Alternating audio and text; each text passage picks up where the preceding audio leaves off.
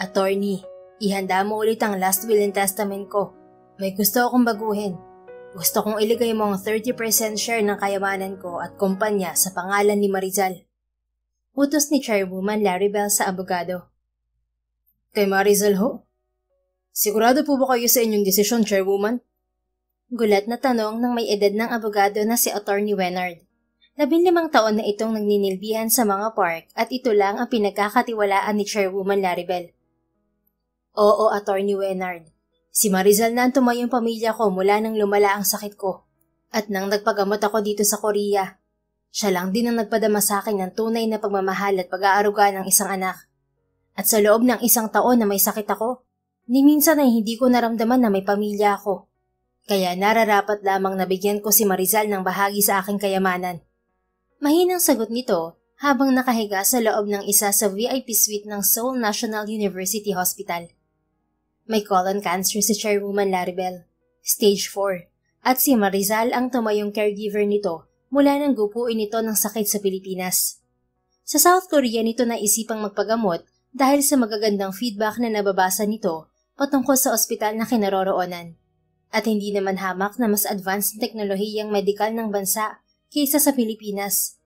Buti na nga lang at kumpleto si Marizal sa dokumento kaya naisama ng Chairwoman ang dalaga pa Korea. Pero Madam Chairwoman, masyado po yatang malaki ang 30%. Sundin mo lang ang pinag-uutos ko. Isa pa mabuting tao at matalino si Marizal. Hindi niya ipapahamak ang kumpanya ko kung sakali. Tumango si Attorney Wenard at ipinagpatuloy ang pagre-record ng pinag-usapan ng mga ito kahit pa nga nabigla ito sa sinabi ng Chairwoman. Sa 15 taong ipinagsilbi nito sa may edad na babae, ngayon lamang nagdesisyon ng ganoon ang ginang. Pero walang nagawa si attorney kundi ang sumang-ayon dahil kilala na nito ang likas na pagkatao ni Marizal. Huwag kang mag-alala, makukuha lang ni Marizal ang share na sinasabi ko kung isa sa aking 2 apo ang mapapangasawa niya. Nanlaki ang mga mata ni Attorney Wenard. Ibig niyo pong sabihin ay sina Sir Raven at Sir Rowan? Sino pa ba? Wala naman akong ibang mga apo kundi sila lang. Isa pa, kailangan ni Raven ng tagapag-alaga. Sakalang hindi magtagumpay ang aking operasyon, pauwiin mo si Marizal sa Pilipinas at sabihing alagaan niya si Raven. Papayag po kaya si Raven? Alam niyo naman pong hindi siya basta-basta pumapayag na alagaan ng kahit sino. Lagi niyang pinaiiral ang pride. Sabihin mo na lang, yun ang huling hiling ko sa kanya bilang lola niya. Magsasalita pa sana si Attorney Wenard nang may kumatok sa pinto. Agad nitong binuksan ang pinto at bumungad rito ang maganda at nakangiting si Marizal. Magandang araw po, Attorney Wenard. Magalang nabati rito ng dalaga. Tiningnan siya ng abogado at muling bumalik sa kinaroroonan ng Chairwoman. Sumunod naman dito si Marizal. Nang makita siya ng Chairwoman, sumigla at lumiwanag ang aura nito. Marizal, halika rito sa tabi ko. Lumapit siya kaagad at hinawakan ang kamay ng matanda. May masakit ho ba sa inyo, Chairwoman? Tanong niyang nag-aalala. Ngumiti ito saka umiling. Pagkatapos ay dumako ang tingin sa abogado. Attorney, madaliin mo na ang pinapagawa ko dahil hindi na ako magtatagal sa mundo. Nang narinig ni Marizal ang sinabi ng Chairwoman, ay bigla siyang nakaramdam ng kirot sa dibdib. Lalo niyang hinigpitan ang pagkakahawak sa kamay ng matanda. Opo, Chairwoman. Ngayon din po ay aasikasuhin ko ang last will and testament niyo. Pagkasabi niyon ay nagpaalam na ang abogado. Naiwan si Marizal at Chairwoman Laribel sa silid nito. Nilingon niya ang alagang matanda. Huwag ka mag-alala, Marizal iha. Kakayanin kong operasyon. Wika nito bagong humiti. Naniniwala po ako sa inyo. Hindi kayo pababayaan ng Panginoon dahil lagi ko kayong ipinapanalangin sa Kanya. Sagot niya at niyakap ng mahigpit ang matanda. Salamat, Marizal. Salamat. Mahinang usal nito. Lumipas ang 1 linggo. Araw na ng operasyon ni Chairwoman Laribel. Mula VIP room ay inilipat ito sa operating room. Naiwan naman sa may waiting area si Marizal na naghintay ng higit 8 oras. Nakatulog na rin siya at nagising lamang mula sa isang tapik sa kanyang balikat. Miss Marizal, the surgery is done. Dahan-dahan siyang nagmulat ng mga mata. Muntikan pa siyang mahulog sa bench nang mapagtantong ito pala ang surgeon na nanguna sa operasyon ng Chairwoman. How's the result, Doc? I fell asleep and didn't notice the time. Wika ni Marizal sabay tayo. Tinanggal ng doktor ang face mask nito. Pagkatapos ay hinawakan sa balikat si Marizal. Malungkot ang mukha nito. We did our best, but the cancer has already spread to the other organs. And her heart refused to work. We're very sorry, Miss Marizal. Biglang nangatog ang mga tuhod ni Marizal, dahilan para muntikan na siyang matumba. Tutok ang bibig na mabuhay siyang lumakad patungo sa pintuan ng OR. Chairwoman, bakit hindi ka lumaban? Compose yourself, Miss Marizal. Wala na ang chairwoman. Ihanda mo na rin ang mga gamit mo, pati na ni chairwoman. Aayusin ko lang ang mga detalye sa pag-uwi ng kanyang mga labi ngayong araw. At uuwi na tayo ng Pilipinas kapag okay ng lahat. Untag ni Attorney Wenard, na hindi niya namalayang naghihintay rin pala roon. Siguro dumating ito kanina habang tulog siya. Bago ko nga pala makalimutan, may iniwang tagubilin sa chairwoman sa'yo. Narito at pirmahan mo. May kinuha ang abogado sa attache case nitong daladala. Nagtatakang inabot yun ni Marizal pati na ang ballpen. Ano ho ito, attorney? Nakiusap siyang ikaw na munang mag-alaga sa apo niyang si Sir Raven. Yun kung gusto mo lang naman. Yan ang kontrata, nakasaad dyan ng mga detalye. Kung ito ang kagustuhan ni Chairwoman, tatanggapin ko ho. Wika niya na madaling pinirmahan nang hindi na binabasa pa ang kontrata. Sige, mauna na ako. Paalam ng abogado nang ibalik niya rito ang mga papeles na pinirmahan. Maluha-luha siyang tumango. Sige ho, attorney. Nang mga sumunod na araw, natapos na rin ni Attorney Wenard ang pagsasaayos ng mga papeles ni Chairwoman Laribel, kaya agad silang umuwi ng Pilipinas. Cremated na ang katawan ng matandang babae dahil yun raw ang kahilingan nito. Mahigit 4 na oras ang naging biyahe nila. Pagbaba nila ng eroplano, sa kanya ipinagkatiwala ni Attorney Wenard ang labi ng namayapa niyang alaga na nakalagay sa isang urn. Bit-bit niya iyon hanggang sa makalabas sila ng airport. Attorney Wenard, we're here. Welcome back to the Philippines. Wika ni Mrs. Park, ang manugang ni Chairwoman Laribel. Mabibilang sa daliri na dinalaw nito ang biyanan sa mansyon kung saan noon nakatira ang matanda sa Pilipinas. Ni hindi nito nagawang silipin man lang ang matanda noong nasa South Korea sila. Nice to see you again, Attorney Wenard. Bati naman ni Mr. Park, ang anak ni Chairwoman Laribel. Bibihira niya rin itong makita. Magandang araw po. Bati ni Marizal sa mga ito. Tiningnan lang naman siya ng dalawang sumundo sa kanila sa kabinalingan si attorney. I've heard that Mom changed her will before she died. Is that true, attorney? Pabulong lang yung tanong ni Mr. Park, pero nakaabot naman yun sa pandinig ni Marizal. Tiningnan niya ang abogado. Napabuntong hininga na lang ito. Sa isip-isip niya, mas inuna pa yung itanong ng mga kaharap kaysa sa yumaong ina. I have it ready, ma'am and sir. But I guess we talk about it in the mansion. Wika ni attorney sabay lingon sa kanya. Marizal, let's go. Yes, attorney. Tugon niya. Sumakay sila sa isang limousine papunta sa mansyon ng mga Park.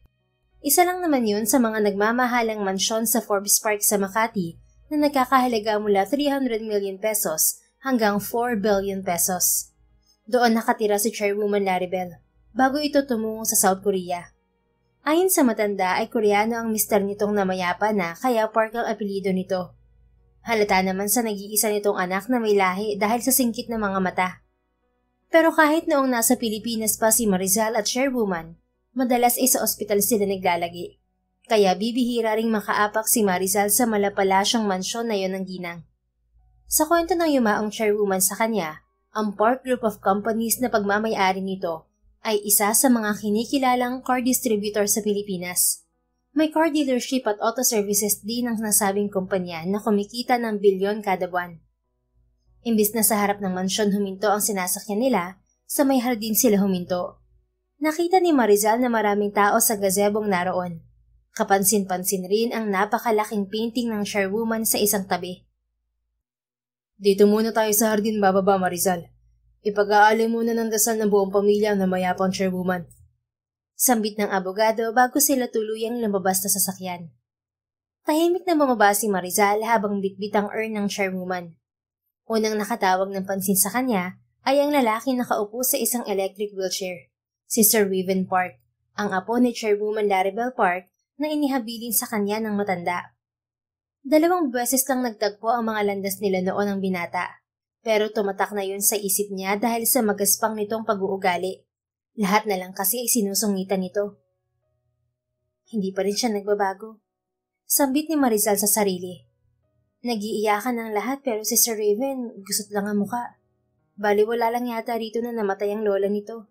Para pa tong galit sa mundo. Pero in fairness, gwapo pa rin siya. Matangos ang ilong, manipis ang mga labi, at makakapal ang mga kilay. Para talaga siyang si Lee Seung-gi na naging bida sa sikat na Korean dramang Mouse. Wika pa ni Marizal sa sarili habang papalapit sa gazebo. Hindi pa niya napigilang kiligin nang mapadako sa kanya ang mapanuksong mga mata ng lalaki. Nahalata yata nitong pinagmamasdan niya ito. Mabilis siyang nagyuko ng ulo. Nang naroon na sa may gazebo, naramdaman niya ang pagsunod nito sa kanya habang nakaupo ito sa wheelchair, na nagpabilis sa tibok ng kanyang puso. Hinigpitan niya ang pagkakahawak sa urn. Diyos ko naman, Lord, nagluluksa po ako ngayon. Huwag niyo naman po akong gawing makasalanan. Hiling na Marizal sa sarili. Nang makarating siya sa unahan kung saan ilalagay ang urn, nagulat siya at biglang natumba nang makarinig ng humaharurot na sports car at tumigil doon sa may hardin. Mabuti na lang at nasa likuran niya si Raven. Dito siya bumagsak sa halip niya sa sahig. Miss, ano ba? Bigat-bigat mo. Itinulak siya ng lalaking nasa wheelchair. Kahit papaano ay nasaktan siya dahil hindi pala siya nito natatandaan. Kung sa bagay, saglit na saglit lang naman ang encounter nila noon. Naaabutan lang niya palagi kung paano nito pagalitan ng mga katulong, saka ito magkukulong sa silid nito. Ganoon ang ugali ng lalaki. Miss, huwag kang tatanga-tanga riyan. Kilos! Namumula ang mukhang umalis sa kandungan nito si Marizal. Bigla kasi siyang nakaramdam ng kakaiba. Parang may gumalaw na kung ano sa ilalim ng pang-upo niya kanina. Sorry, sir. Hindi ko po sinasadya. Sorry for being late, everyone. Agaw atensyon ng bagong dating. I hope you don't mind. Kung hindi nagkakamali si Marizal, ito si Sir Rowan na hindi pa niya nakilala kahit na minsan. Ang kwento sa kanya ng yumaong matanda, palaging nagliliwaliw ang lalaki sa iba't ibang parte ng mundo. Pinagmasdan niya ito. Nakasuot ang lalaki ng black leather jackets, jeans na maong at naka-sunglass pa. Kakaiba rin ang dating nito kaya tinitigan itong maigi ni Marizal. Napansin niya ang malaking pagkakahawig nito at ni Sir Raven. Ang tangkad at napakatangos pa ng ilong. Ano kayang itsura ng mga mata niya? Hindi ko kasi makita dahil sa sunglasses niya. Wika niya sa sarili. Lumapit kay Sir Rowan sina Mr. at Mrs. Park. It's okay, son. You're actually on time. Hindi pa kami nagsisimula. Ani Mrs. Park. Come, we're about to begin the prayer for your grandma. Imbita naman ni Mr. Park dito. Pagkatapos makapagdasal ay unti-unting nagsialisa ng mga taong naroon.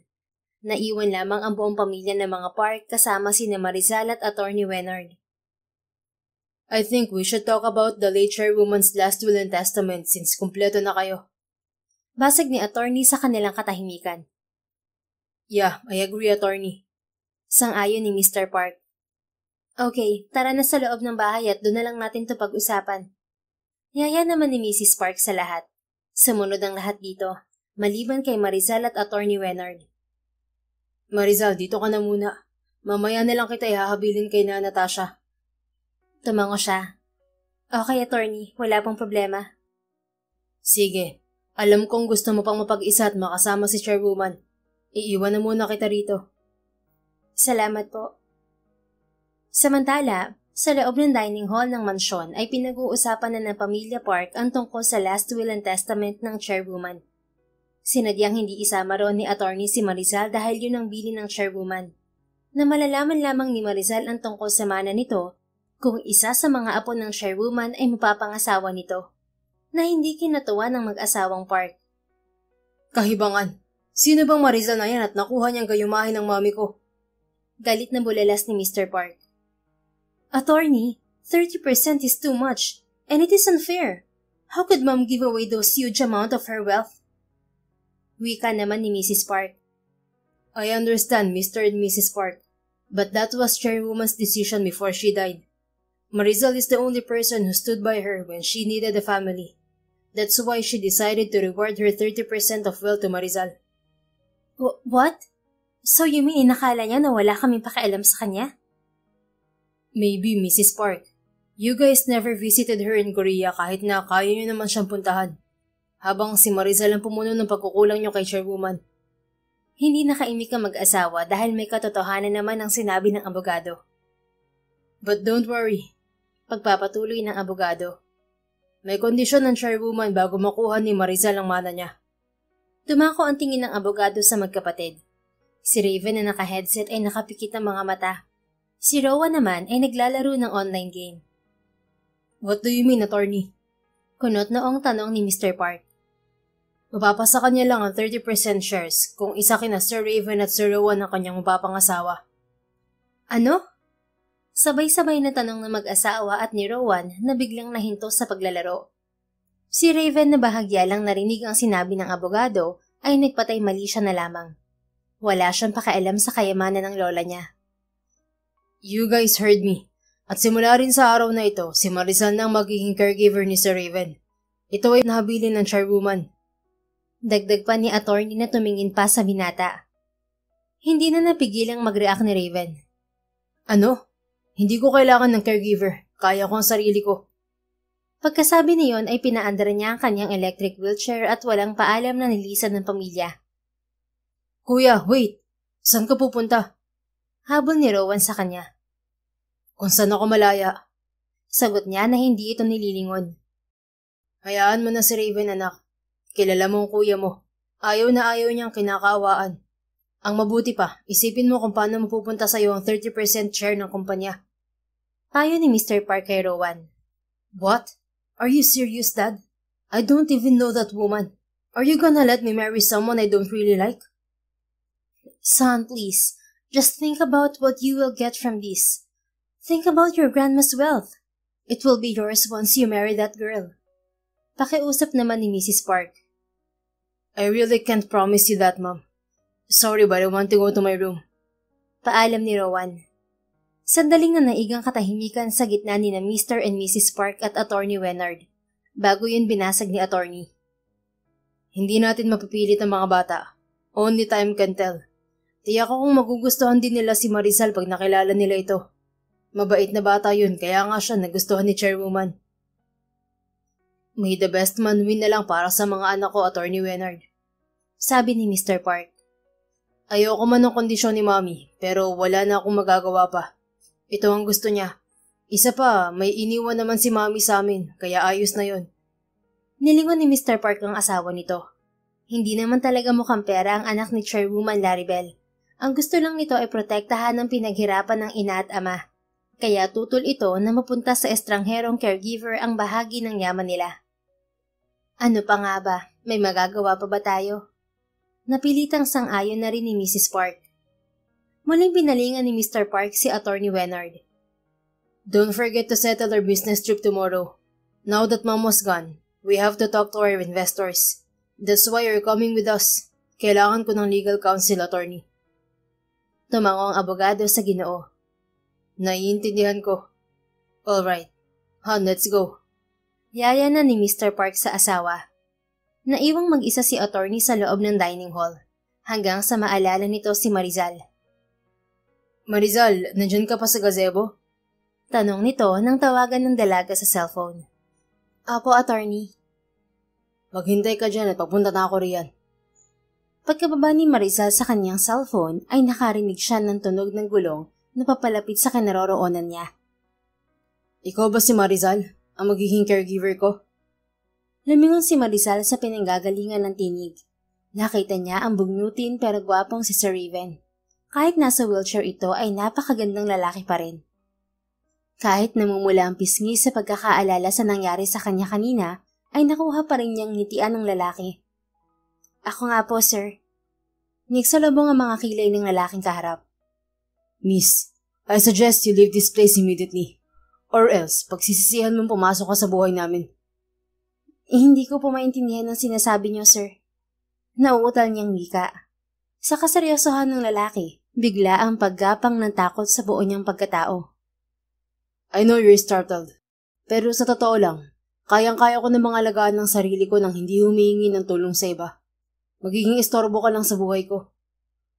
Sorry sir, pero habilin to ng lola niyo at iginagalang ko yon kaya dapat kong sundin. Hindi mo ba ako narinig? Hindi kita kailangan, kaya makakalis ka na. My lola is dead. Hindi ka na niya sisitahin kung hindi mo susundin ang utos niya. Nawala ang takot sa dibdib ni Marizal. Ang natira doon ay inis sa kaharap. Hindi niyo rin ho ba ako narinig? Iginagalang ko ang kahilingan ng lola niyo. Last wish niya yun kaya dapat niyo rin pong igalang. Apo pa naman niya kayo. Abat, nakukuha mo pang sumagot? Dahil nasa katwiran naman ako, sir. Marizal. Sabay silang napalingon ng lalaki sa nagsalita. Lumapit sa kanila si Attorney Wenard. Nakahanda na si Natasha. Ikaw na lang ang hinihintay niya sa loob. Wika nito sa kanilingon si Raven sa kanyang tabi. Hindi mo pa kilala si Marizal, pero hindi siya basta-basta natitinag sa Raven. Kaya ang mabuti pa, sundin niyo na lang ang inihabili ng lola niyo. Forever. Inis na sagot ni Raven. Muling hinarap ng abogado si Marizal. Halika na, sasamahan na kita sa loob, iha. Sige po. Wala nang nagawa pa si Raven. Naisip niyang mas maganda na rin yon dahil siya mismo ang magtutulak sa babae para umalis. Kinuha niya ang cellphone at tinawagan si Rowan. Dude, can you come over? We need to talk about the girl. Where are you? Yeah, sure. I'm in my room. I'll be there right away. Sagot ni Rowan. Alright, hihintayin kita rito sa garden. Pagbaba ni Rowan ay nakita niya si Marizal na kasama ang abogado at si Natasha sa may veranda. Lumapit siya sa mga ito. Ikaw pala si Marizal. In fairness, maganda ka. Namula ang mukha ng babae. Marizal, this is Sir Rowan, ang nakababatang kapatid ni Sir Raven. Pagpapakilala ng abogado sa dalawa. Hello, Sir Rowan. Nice to meet you po. Yeah, it's so nice meeting you. Makahulog ang wika nito bago tinalikuran sina Marizal at pinuntahan si Raven. Naabutan nitong nakatitig ang kapatid sa painting ng kanilang lola. Ano kaya ang nais mangyari ni Lola at nilagay niya tayo sa ganitong sitwasyon? Simula ni Rowan nang makalapit kay Raven. Kilala mo si Lola. Hindi niya to gagawin kung wala siyang nakikitang tiyak na patutunguhan. Paano naman ikaw? Ako? Hanggang kailan ba tayo magpapatali sa mga desisyon nila, kuya? Rowan, kahit talian man nila ako ng alambre, hindi yun uubra sa akin. Magpupumiglas at magpupumiglas ako. Anong plano mo kung ganun, kuya? Humisi si Raven. Bakit hindi na lang kaya tayo maglaro, gaya ng dati? Ibig mong sabihin, paglalaruan natin ng babaeng yun? Ikaw ang magpapahirap at ako ang magpapaibig? Yun bang gusto mo?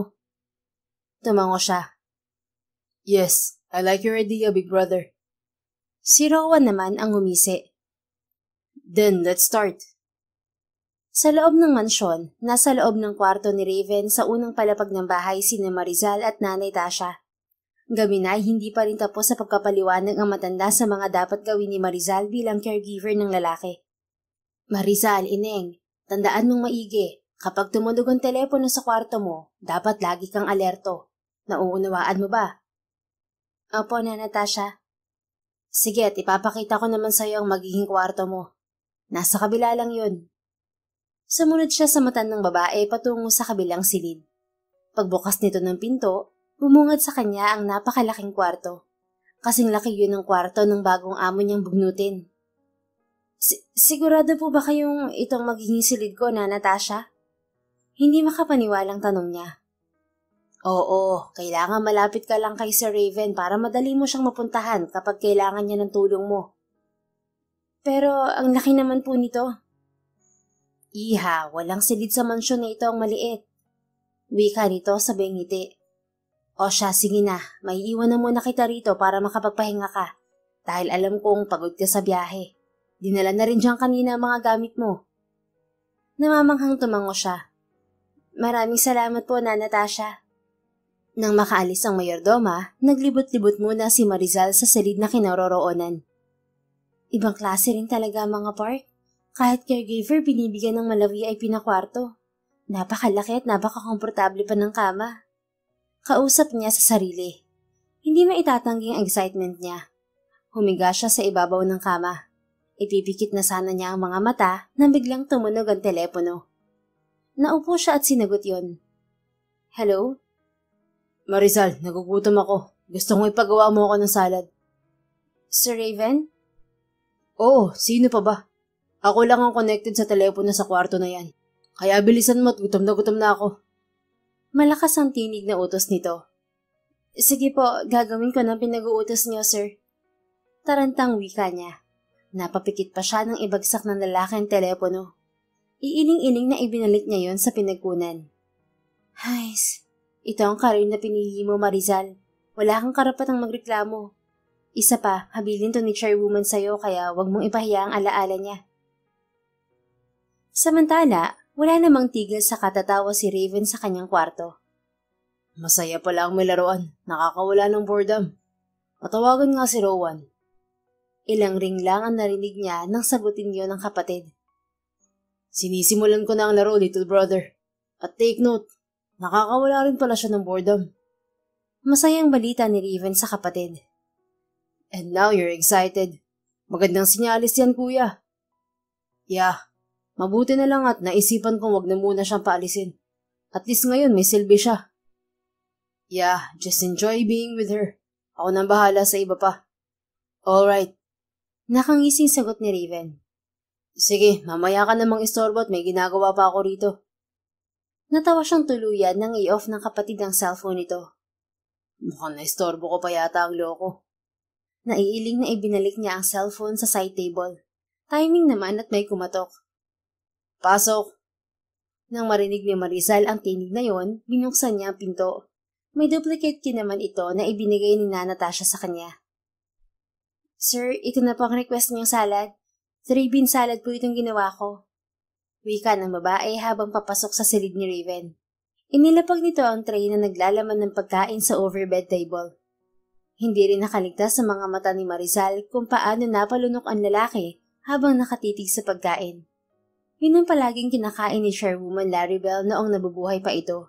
Kaya yun din ang naisipan ni Marizal na ihain sa apo nito. Wala naman kasing sinabi kung anong salad ang gustong kainin ng binata. Titig na titig si Marizal nang iangat ng lalaki ang kutsara at tingman ang pagkain nasa harapan. Nakatatlong subo na si Raven nang ibaba ang kutsara. Ano ba naman to, Marizal? Ang pakla-pakla naman ng lasa. Alisin mo nga sa harapan ko yan.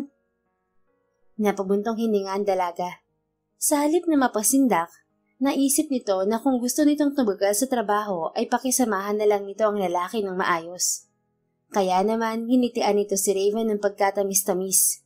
Isa pa, sa 5 taon ni Marizal ng pagiging caregiver, iba-iba talaga ang ugali ng mga inaalagaan nito. Kaya ito na lang ang nag-a-adjust. Sige ho, sir. Papalitan ko na lang. May particular ho ba kayong gusto na salad? Tanong nito.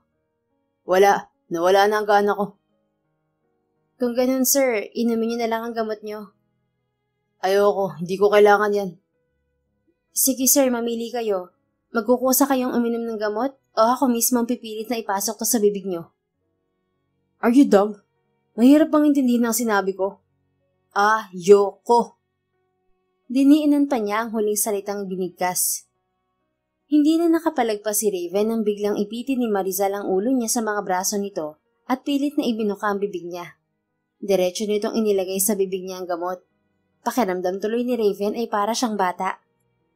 Why did you do that, woman? Singhal niya matapos napipilitang lunukin ng gamot. Dahil hindi kayo gagaling kung magmamatigas kayo, sir. At sino namang may sabi sa'yo na gusto kong gumaling, ha? Alam mo ba ang sakit ko? Huminga ng malalim si Marizal. Maaaring hindi ko nga po alam, pero may dahilan kung bakit kailangan niyong uminom ng gamot. At yun ang aalamin ko sa doktor niyo. You have no right to do that. Hindi kita pahihintulutan. Sigaw niya. I have all the rights to do that, sir, since I am your caregiver. Karapatan kong malaman kung ano makabubuti, at lalong higit ang makakasama sa inyong kalusugan. Ayokong mamatayan muli ng pasyente. Seryosang wika nito habang titig na titig sa lalaki. Ngayon, sir, kung may ipag-uutos pa ho kayo, tawagan niyo na lang ako sa telepono. Pagkasabi niyon ay inayos ni Marizal ang pinagkainan ng lalaki. Iniligpit rin nito ang overbed table. Saka dinampot ang tray at lumabas ng silid. Naiwan namang nakasunod lang ng tingin si Raven hanggang sa sumara ang pinto ng kaniyang silid. Ang totoo, masarap naman ang salad na ginawa ng babae. Kalasa yun ng salad na palaging pinapakain sa kanya ng kanyang lola, na paborito niya. Naalala niya lang na kailangan nga pala niyang paglaruan si Marizal kaya niya ito sinungitan. Hindi rin mawala sa isip ni Raven ang ginawa nitong pagpapainom ng gamot sa kanya. Wala sa sarili siyang napangiti. Maganda ka rin nga naman sa malapitan. Hindi ka tangusan ng ilong mo pero napaka-cute tingnan.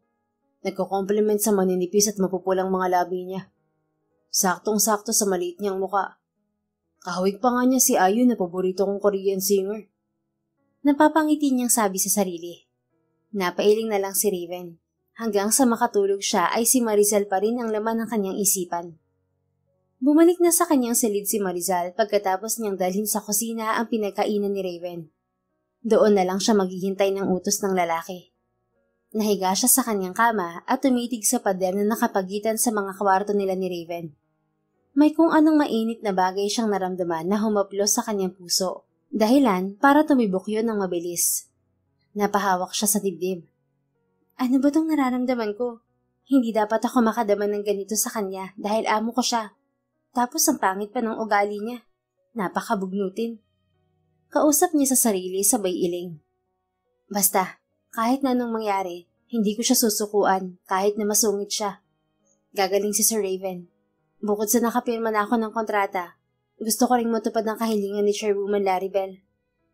Anya bago muling bumangon. Sinabi na sa kanya ni Natasha kung sino ang doktor ni Raven. Ibinigay na rin nito ang cellphone number ng doktor sa kanya para daw madaling tawagan kapag may nangyaring masama sa lalaki. Kinuha niya ang cellphone at idinayal ang numero ng doktor ni Raven. Hello? Is this Dr. Galvez? Magalang niyang tanong dito sa kabilang linya. Yes, ito nga. Sino to? Ako po si Marizal Melendez, ang new caregiver ni Sir Raven Park. Maaari ko ba bang malaman ang tungkol sa totoong kondisyon niya? Para po may guidelines ako. Sa kwento kay Marizal ng yumaong chairwoman, na aksidente si Raven may 3 taon lang nakakaraan. Oh, sure. Mabuti naman at pumayag na siyang magkaroon ng caregiver. Noon ko pa to sinasabi sa kanya dahil malaki ang tsansang bumalik siya sa dati kapag may alalay sa kanya. Ganun ho ba? Ano ho bang maaari kong gawin para matulungan siya? Ang ibig niyo bang sabihin na babalik sa dati ay maaari siyang makalakad muli? O sisa ni Marizal? Yes, he has an 85% chance of walking again. Hindi naman napuruhan ng aksidenteng tinamo niya ang kanyang spinal cord. Ang kailangan niya lang ay ang taong magsasabi ng mga dapat niyang gawin sa araw-araw. He needs to go to therapy at least every other day or every day for fast recovery. Ang kaso, ayaw ni Raven na magpunta sa therapy session niya. Kahit sino'y walang makapilit sa kanya dahil sa kanyang pag-uugali. Naging saradong isipan niya sa terminong paggaling at ikinulong ang sarili sa mansyon. Ayaw niyang maniwala na may pag-asa pa siyang makalakad. Napatango si Marizal. Naiintindihan ko na ho ang ibig niyong sabihin, Doc. Hayaan niyo ho at pipilitin ko siyang magpa-therapy. Maraming salamat, Iha. Kapag may mga katanungan ka pa, huwag kang mahihiyang tumawag sa akin. Sige ho, Doc. Salamat ho. Pagkapaalam ng doktor ay nag-research agad si Marizal sa kanyang cellphone ng mga kailangan gawin para sa therapy ni Raven. Kahit ang mga dapat nitong kinakain para lumakas sa mga buto nito ay inilagay niya rin sa kanyang notes. Hindi niya rin kinalimutang tingnan ang mga gamit na dapat bilhin para sa bugnuting amo. Nasabi naman sa kanya ni Natasha na may budget na nakalaan para kay Raven. Kaya ayun na lang siguro ang gagamitin niya kung hindi pa nakakabili ang lalaki. Tutok ang atensyon ni Marizal sa pagbabasa ng kung ano-anong article na makatutulong sa kondisyon ni Raven na biglang bumukas ang pinto ng kanyang silid. Pumasok roon ang susuray-suray na si Rowan. Mabilis siyang napatayo at lumapit sa lalaki. Sir, ano hong ginagawa niyo dito sa kwarto ko? Tanong niya rito na bahagyang kinabahan. Oh, where's my brother? May tatanong ako sa kanya. Lasing nitong wika. Nasa kanya pong silid, Sir Rowan. Maliho kayo nang napasukan.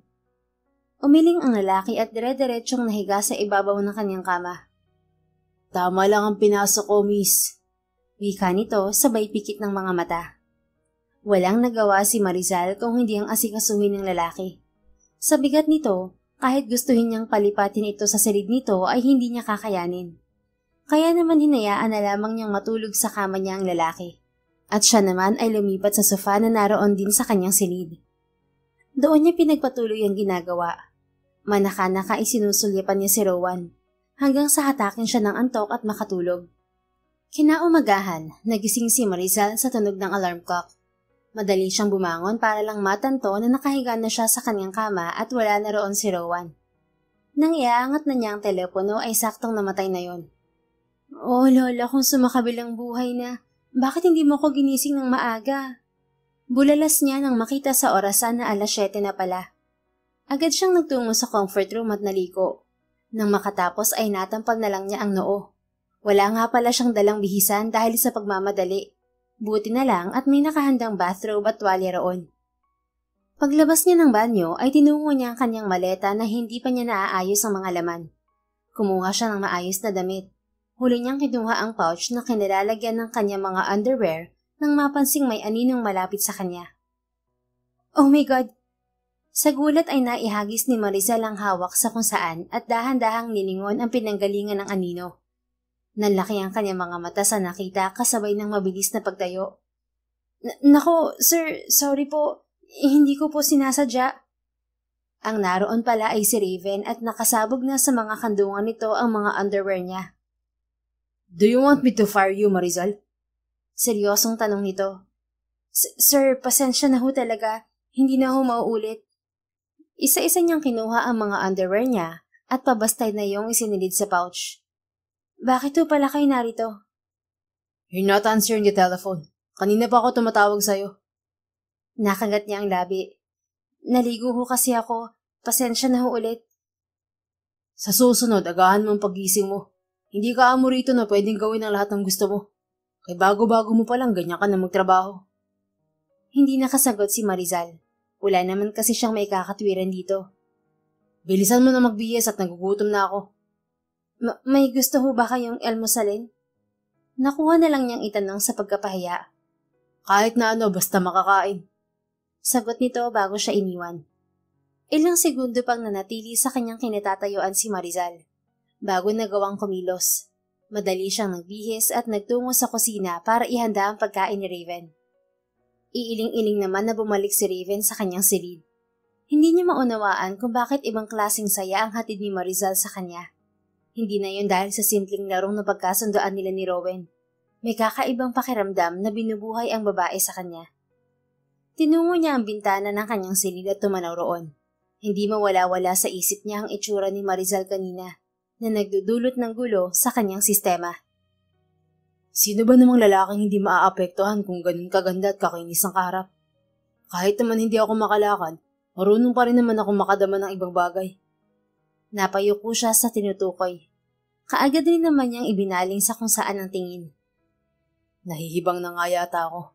2 araw ko palang nakakasama babaeng yun pero kung ano-ano nang naiisip ko. Nasa malalim pa rin siyang pag-iisip nang may kumatok sa pinto. Tuloy. Wika ni Raven. Hindi niya alam kung bakit papalakas ng papalakas ang tibok ng kanyang dibdib hanggang sa bumukas ang pinto. Bumungad sa kanya ang napakagandang mukha ni Marizal. Dinagdagan pa ng suot nitong blouse at skirt na bagay sa balingkinitan niyang katawan. Muli na namang nag-init ang kanyang katawan. Heto na po ang pagkain at gamot niyo, sir.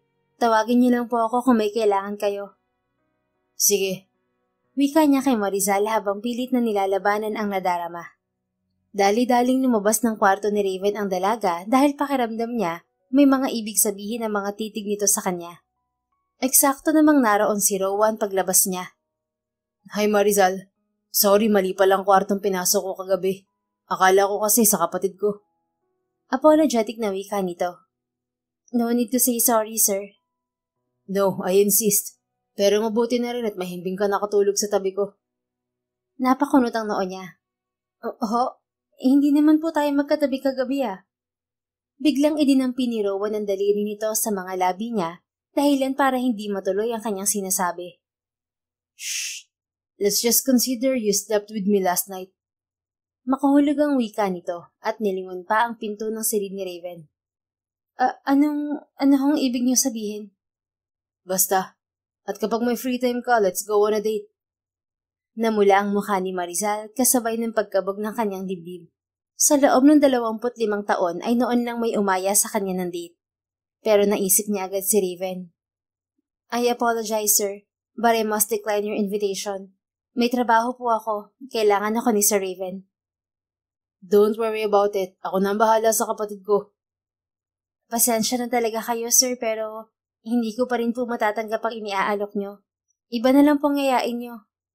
Sa isip ni Marizal ay magiging napaka-easy niyang babae kung papayag siya sa gusto nitong mangyari. Kung wala na kayong sasabihin, mauuna na po ako sa inyo. Sabi niya at madali itong tinalikuran. Naiwan namang napapakamot sa ulo si Rowan. Hindi nito akalaing ang isang kagaya nito ay makakayang tanggihan ni Marizal. She's intriguing and very interesting, ha? Well, maybe I act too fast. Pangalawang araw pa lang niya ngayon. Let's wait for a week. Tingnan natin kung di ka bumigay sa akin. Sa isip nito, sabay katok sa pinto ni Raven. Sino yan? Kuya, si Rowan to. Tuluyan na nitong binuksan ang pinto ng kapatid. Anong nangyari sa'yo? Nag-exercise ka ba at pawis na pawis ka? Umiling si Raven. No, I'm fine. Naiinitan lang talaga ako. Kamusta nga pala ang laro natin? Napangisi ito. Ayun, playing hard to get. But don't worry, wala yatang nakakaligtas sa kamandag ko. If she stays here for a week, magiging madali na ang lahat. Isa pa, sa kanyang kwarto ako natulog kagabi. What? Relax, kuya. Walang nangyari. It's part of the plan. Makahulog ang wika nito. Alright. May tiwala naman ako sa'yo. Isa pa, babae yun. Alam na alam mo ang kahinaan niya. Lihim na napangiti si Rowan at pinakatitigan ng kapatid. Huwag mo sabihin sa akin na naaapektuhan ka na niya, kuya, at lumalambot na ang puso mo. Sabihin mo nga sa akin, itutuloy pa ba natin to? Of course, yes. Ginagawa ko nga lahat para mahirapan siya eh. Kaya sana gawin mo rin ang parte mo. That's exactly what I'm doing, kuya. Gusto ko nga sabihin sa'yo na nag-e-enjoy na ako ngayon pa lang sa ginagawa natin. Pero bigyan mo pa ako ng panahon. Makukuha ko rin siya. Tumango si Raven. Just do as you please. Now, leave me alone. Okay, as you wish. Paglabas ni Rowan, iritableng tiningnan ni Raven ang pagkaing mga nasa harapan. Naiinis siya sa mga sinabi ng kapatid kahit hindi naman dapat. Ewan ba niya? Iba kasi ang dating ng mga sinabi nito sa kanya. Iniangat niya ang kutsara pero muli rin yung ibinalik. Literal na breakfast in bed yon. Tapa, sunny side up egg, sinangag na maraming bawang na gustong-gusto niya at umuusok na black coffee. Subalit kahit gusto niyang kumain, ramdam niyang busog siya. Hindi na rin niya maipaliwanag kung bakit ganoon ang nangyayari sa kanya. Epekto pa ba ito ng babaeng yun? Tanong niya sa sarili. Napatingin siya sa labas ng bintana. Simula noong maaksidente siya, hindi na niya na-enjoy ang buhay binata. Natigil ang kanyang mga karaniwang ginagawa at naging taong bahay na lang. Nakakatayo pa rin naman siya pero hindi na kagaya ng dati noong normal pa siya. Bilang na bilang kasi ang mga kilos niya at madali siyang mapagod. Hindi niya kayang tumayo ng higit 5 minuto. Kailangan pa niyang ipahinga ang mga paa upang mawala ang panginginig niyon. Yun ang mas lalong ikinaiinis niya, na para bang wala siyang kwenta. Damn this life. Naihampas niya sa kanyang lamesa ang kamay. Natapon sa sahig ang mga laman niyon at nabasag. Damn. Napahagod siya sa batok at inabot ang telepono. Tinawagan niya si Marizal sa kabilang silid. Come here. Anya saka mabilis ding ibinaba ang aparato at sinimulang pulutin isa-isa ang mga bubog sa sahig ng payoko habang nakaupo sa wheelchair. Naabutan siya ni Marizal sa ganoong tagpo. Nako sir, ako na ho riyan, delikado po.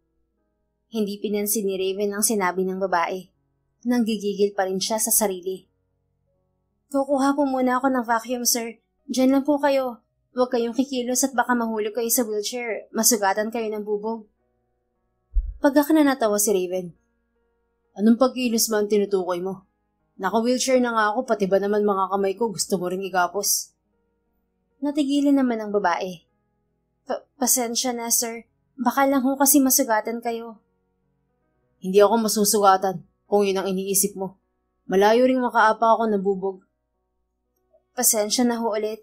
Nag-aalala lang. Nakayo kong wika nito. Sige na, gawin mo na dapat mong gawin.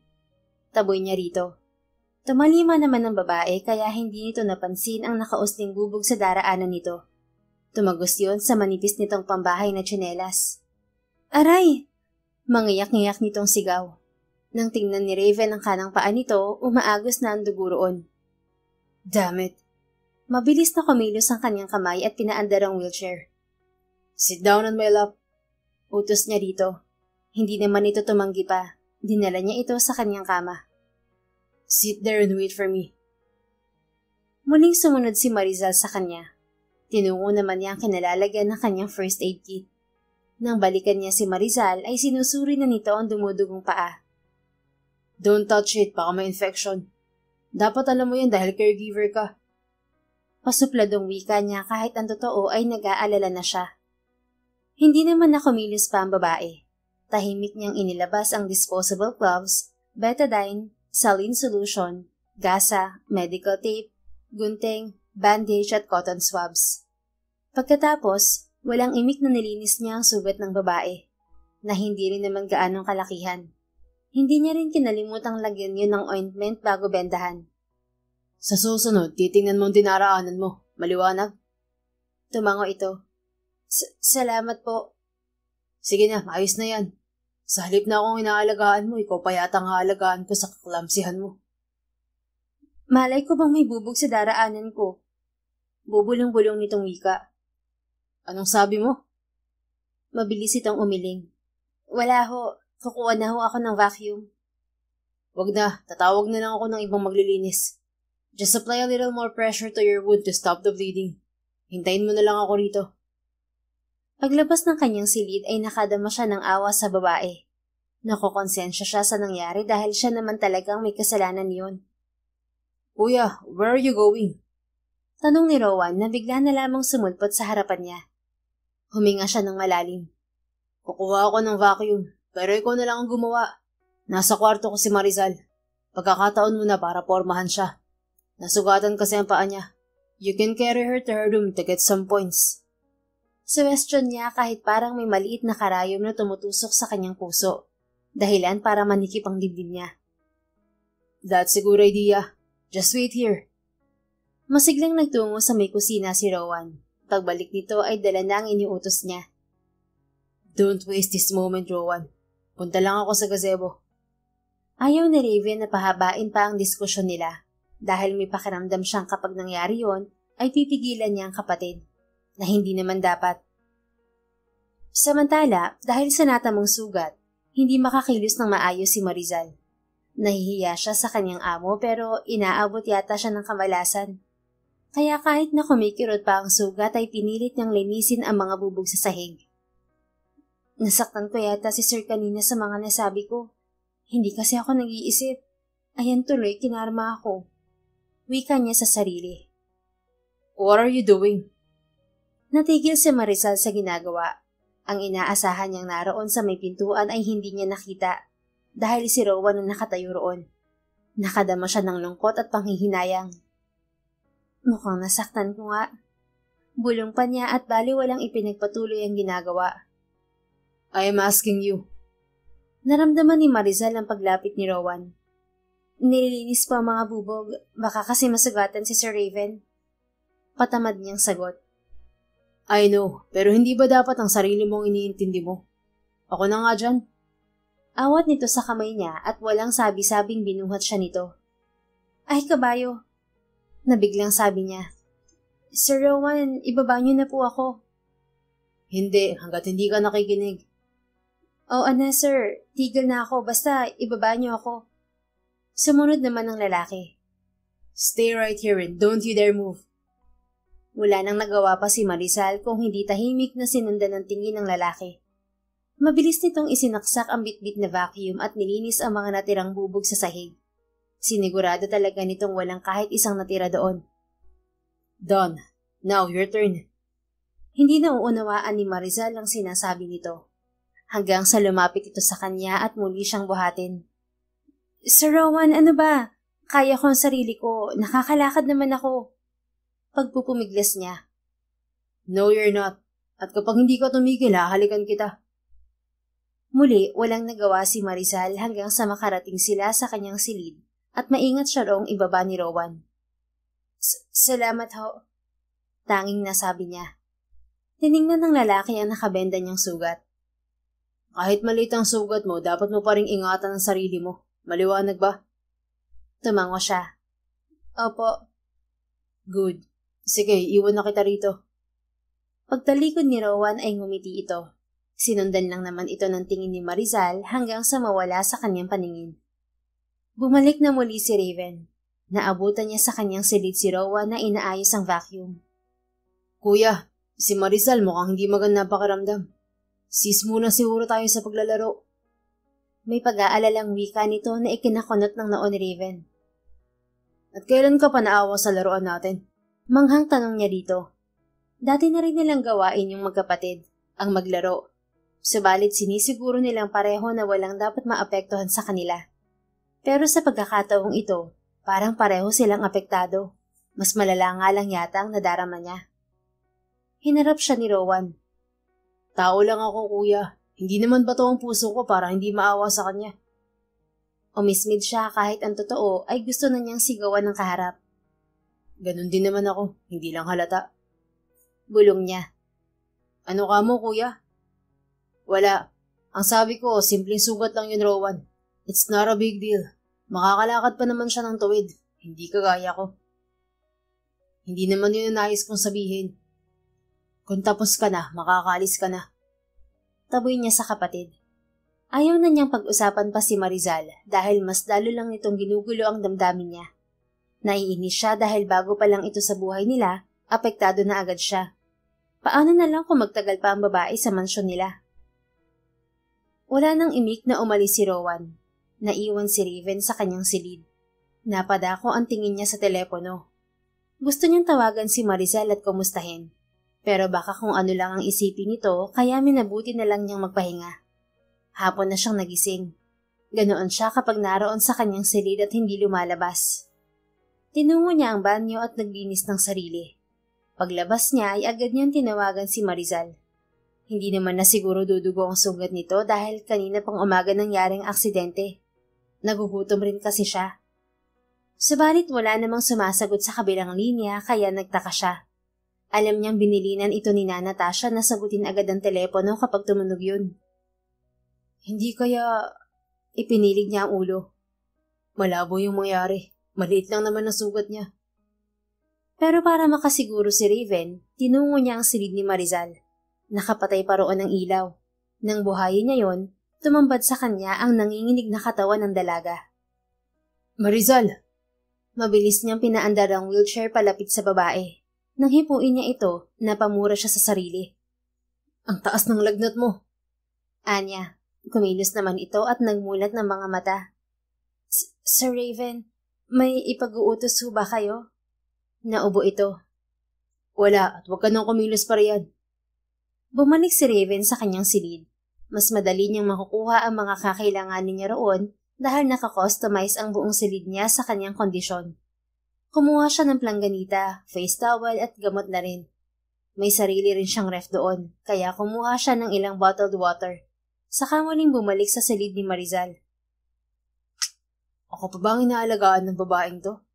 Padalawang araw pa lang pero parang baliktad na nangyayari. Wika niya sa sarili habang pinupunasan ang braso nito. Nag-aalinlangan siyang pati ang tangong parte ng katawan nito ay punasan, kaya tinawag niya si Nana Tasha at ito ang pinatuloy niya sa ginagawa. Sir, tapos na ho. Sabi ni Nana Tasha. Sige ho, ako na ho bahala sa kanya, Nana. Magdala na lang ho kayo ng pwede naming makain pareho. Lugaw ho sa kanya, kayo nang bahala sa pagkain ko. Sige, sir. Paglabas ni Nana Tasha ay siya naman pagmulat ng mga mata ni Marizal. Nakatulog ito kanina pagbalik ni Raven sa silid. Sir Raven, pasensya na po kayo. I already heard you saying that many times. Kung ayaw mong magalit ako ng husto, iinumin mo tong mga gamot. Iniabot ni Raven ang gamot na nakapatong sa bedside table. Salamat ho at Please, I heard enough. Just take your medicine kung ayaw mo ako mismo magsubo niyan sa'yo, gaya ng ginawa mo sa akin kahapon. Pananakot niya. Wala namang nagawa ang babae kung hindi ang sumunod sa kanya. Sige na, magpahinga ka na muna. Gigisingin na lang kita kapag dumating ng pagkain natin para naman mainitan ng sikmura mo. Tumango lang ang babae. Siguro, masama talaga ang pakilasan nito dahil muli itong nakatulog. Hindi umalis si Raven sa tabi ni Marizal. Siya mismo ang nagbantay sa babae magdamag. Paggising niya kinaumagahan, wala na ito sa kama. Good morning, Sir Raven. Masiglang Marizal ang bumungad sa kanya nang bumukas ang pinto ng silid nito. May dala itong pagkain. Napakunot ang noo niya. Sino humisabi sa'yo na pwede ka na magtrabaho, Marizal? Tanong niya sa iritableng tinig. Lumapit to sa kanya. Ako po, magaling na ho ako. Wag ho kayo mag-alala. Saka salamat ho pala sa pag-aasikaso sa akin kagabi. Walang anuman. Ayos na ba ang sugat mo? Yun yata ang cause ng lagnat mo. Ngumiti ito na sandali naman niyang ikinatulala. Para kasing lumiwanag ang buong paligid dahil doon. Ayos na ho. Ito nga at dala ko ng almusal niyo. Ang totoo, nung nasa Korea pa lang ako, medyo masama na pakiramdam ko. Hindi po kasi ako masyadong nakakatulog at nakakapahinga ng mga huling araw ng lola niyo. Palagi po kasing may masakit sa kanya. Ipinilig ni Raven ang kanyang ulo. Dalhin mo na lang yan sa silid ko. Maliligo lang ako. Imbis ay sabi niya. Sige ho. Sumunod sa kanya si Marizal. Pagdating nila sa kanyang silid ay ipinatong nito sa lamesang naroroon ng pagkain niya. Nagsalubong pa ang mga kilay niya nang hindi ito umalis sa tabi niya. May kailangan ka pa ba, Marizal? Sir, pwede ho bang mag-request? Huminga siya ng malalim. Kung mag-a-advance ka, sabihin mo kagad kung magkano. Nako sir, hindi ho yun. 2 days pa lang ako nagtatrabaho sa inyo. May pera pa naman ho ako mula sa mga naging sahod ko sa lola niyo sa Korea. Then what do you want? Gusto ko lang ibalik ang pagmamagandang loob niyo sa akin kagabi, sir. At sino naman ang may sabi sa yung pagmamagandang loob yun? Ginawa ko lang yun para hindi na lumala pang sakit mo dahil ako dapat ang inaalagaan mo. At hindi ako nag-aalaga sa'yo. Baka mamaya hawaan mo pa ako kung lagi ka nalang sakitin. Mariing katwiran niya. Kahit na ho, sir. Pwede ho ba?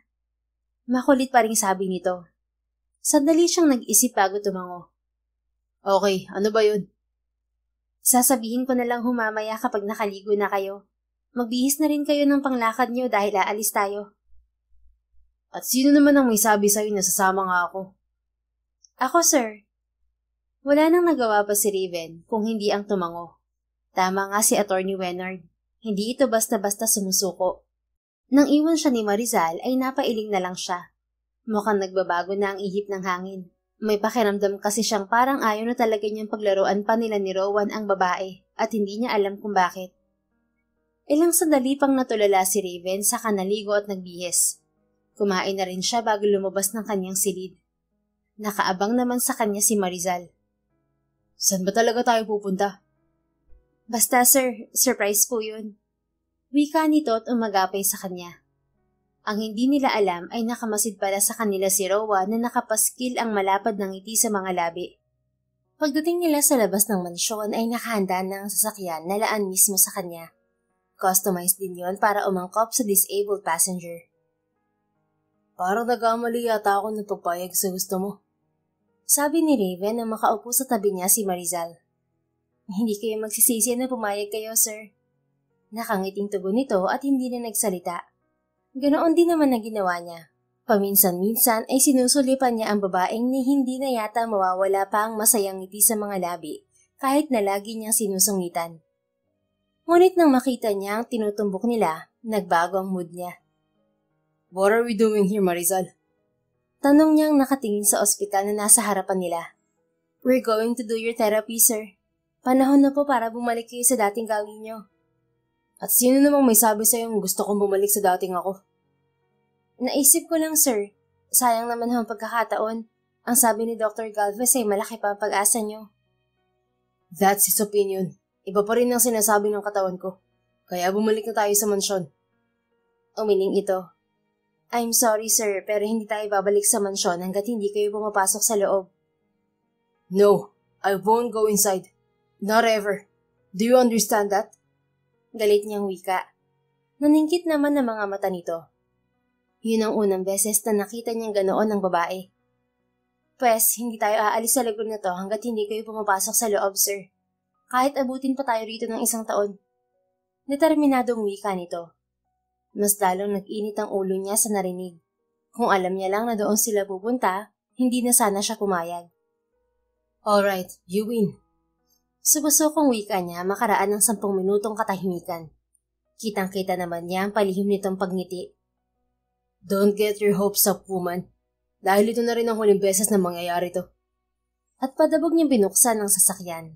Inalalayan naman siya ng driver na bumaba roon.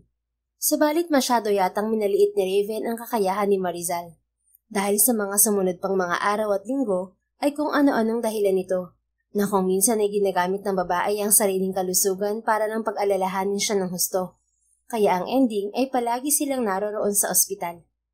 Minsan kasi itong magdadahilan na masakit ang tiyan o kaya ay nanghihina at low blood. Hindi naman niya mapilit si Rowan na ito ang mag-intindi sa babae. Palagi ring may dahilan ng kanyang kapatid sa hindi niya malamang dahilan. Wala naman itong ginagawa kundi gumimik at maglaro online. Iresponsable pa ito at hindi pa handang i-manage ang kahit isa sa kumpanya nila, kaya naiinis siya na laging dahilan nito ay busy daw. Kahit wala namang kwentang pinagkakabisihan. Lumipas ang 5 buwan at hindi na siya pinipilit pa ni Marizal para lang magpa-therapy. Siya na mismo ang kusang nag-aaya sa babae dahil hinahanap-hanap na rin ng katawan niya ang therapy. Malaki na rin ang kanyang improvement na kung dati ay 5 minuto lang siyang nakakatayo, ngayon ay inaabot na ng 2 hanggang 3 oras. Kaya naman tungkod na lang ang gamit niya sa kasalukuyan. I must say that your caregiver did her best, Raven. Impressive. Ani Dr. Galvez habang kausap niya ito para sa monthly check-up niya. Napailing siya. Wala na rin ako masabi pa sa kanya. Napaka-persistent niya. Sang-ayon ni Raven dahil sa paglipas ng mga araw, ang planong paglaruan ito ay nawala na sa isip niya. Hindi na rin naman siya tinanong pa ni Rowan kaya sa isip niya ay tapos na talaga ang lahat ng pagpapahirap niya kay Marizal. Isa pa, nagbago na rin ang pagtingin niya sa babae. Ang simpleng pagkabog ng kanyang dibdib noon at mga pag-aalala rito ay kanya nang napangalanan. Umiibig na siya sa babae dahil hindi naman ito mahirap mahalin. Maalaga, maunawain, at higit sa lahat, hindi marunong sumuko si Marizal. Mabuti rin itong tao. Yun ang mga dahilan kung bakit napaamo siya nito sa napakabilis na panahon. Ang pinagdadalawang isip niya lang kung ganoon din ba ang nadarama ng babae sa kanya. Dahil nakikita niyang nagiging malapit ito at si Rowan. And I should congratulate both of you. Hindi mo na rin kailangan gumamit ng tungkod dahil sabi mo nga, hindi naman na sumasakit ang mga tuhod mo. Anong ibig niyo sabihin? Ang ibig kong sabihin, you're back to your normal life. Base din sa last test mo ay maayos na ang binti mo. Hindi mo na kailangan mag-therapy, lalong hindi mo na kailangan ng caregiver. Just make sure you exercise everyday pero wag mong bibiglain, okay? Wag mo rin munang i-jogging. Mga simple exercise and stretching lang muna. Subalit hindi ganoon ang naramdaman ni Raven sa narinig. Iisa lang ang ibig sabihin niyon. Hindi na niya kailangan si Marizal. Malalayo na ito sa kanya. Bigla ang paggapang ng takot sa kanyang dibdib. Are you alright? Hindi ka ba masaya sa sinabi ko, Raven? Umiling siya at pilit nang umiti. No, Doc. I'm happy. Tumango ang doktor at inilahad ang kamay sa kanya. But don't skip your monthly check-up. Kailangan pa rin yun para malaman natin kung ayos na ba talaga ang lahat. At nalong higit, kapag may kakaiba kang nararamdaman, don't hesitate to call me. Biling nito. Sige, Doc. Salamat ulit. Paglabas niya ng klinik ay dumiretso siya sa sasakyan kung saan naghihintay si Marizal. Nakangiti ito nang pumasok siya sa loob. Ano pong sabi ng doktor? Excited nitong tanong. I'm clear. I'm back to my normal life. Sagot niya. Talaga, sir? Sa gulat niya ay bigla siya nitong niyakap. Salamat naman po kung ganun. Natutuwa po ako at bumalik na sa dati ang lahat sa inyo. Pangarap po ito ng lola niyo. Basag ang tinig ng wika nito. Unti-unting tumaas ang kamay niya payakap sa babae. Mariin siyang pumikit habang dinadama ang init ng katawan nito. Pakiramdam niya, Hindi niya kakayaning mawalay pa sa babae. Natauhan siya nang marinig ang pagsinghot nito. Umiiyak ka ba, Marizal? Ito naman ang natigilan. Napuna siguro nitong magkayakap sila kaya madali siya nitong pinakawalan. Hindi pa nakaligtas sa kanya ang pagpahid nito sa pisngi. Sorry sir, nadala lang ho ako. Masayang-masaya ho ako para sa inyo. Humiti siya rito. Thank you, Marizal. I really appreciate what you did for me. Kung hindi ka naging makulit at persistent na caregiver, baka hanggang ngayon alipin pa rin ako ng wheelchair. Salamat. Gumanti ito ng ngiti sa kanya. Walang anuman sir, tungkulin ko yun bilang caregiver nyo. Napabuntong hininga siya at hindi na umimik pa. Hanggang sa makarating sila sa mansyon ay pareho silang tahimik. Sir, maaari ho ba kami mag-celebrate ng mga katulong dito sa mansyon? Tanong ni Marizal pagbaba nila sa sasakyan. Sure, you can use the gazebo. Video kay sir, pwede? Sige, ikaw ang bahala. Basta tapusin ka mo nila mga trabaho nila bago ang party. Sige po sir, salamat ho. Pagpasok ni Raven sa mansyon ay madaling nagtungo sa kusina si Marizal. Masaya niyang ibinalita sa mga kasama ang pagpayag ni Raven, kaya naman masiglang tinapos agad ng mga ito ang kani-kanyang gawain. Sa may gazebo nga sila nag-set up ng selebrasyon at hindi nawala ang videoke, kaya naman masayang-masaya ang lahat. Oh, ikaw naman Marizal. Ibinigay sa kanya ng isang katulong ang mikropono. Bumainan lang naman sa ere ang kanta ni Tutsi Guevara na Mahal Ka Sa Akin. Mahal na mahal, yan ang damdamin na sa'yo'y nararamdaman. Kung di mo alam, puso'y di mapalagay pag di ka namamasdan. O bakit ganyan at maging sa'king pagtulog? Laging alaala ka, nais makapiling, nais makayakap sa tuwina. Pagsunod ni Marizal sa video kay hanggang sa matapos siyang kumanta. Wow, ang galing mo naman Marizal! Puri ng mga kasama niya, nagpalakpakan ng lahat. Nakangiting nilingon ni Marizal ang mga kasamahan para lamang magulat. Naroon din pala si Raven at nakikipalakpak. Sir Raven, nariyan po pala kayo. Nakakahiya, narinig niyo akong kumanta. Namumula ang mukhang wika niya. Kanina pa. And why are you ashamed? You're actually a good singer, Marizal. Sir, kayo naman. Sigawan ng mga kasamahan nila. Hindi na nahiya ang mga ito dahil kahit ang ugali ng lalaki ay nagbago na rin sa paglipas ng mga araw. Nawala ng pagiging bugnutin nito at masungit. Nako, hindi ko hilig ang kumanta.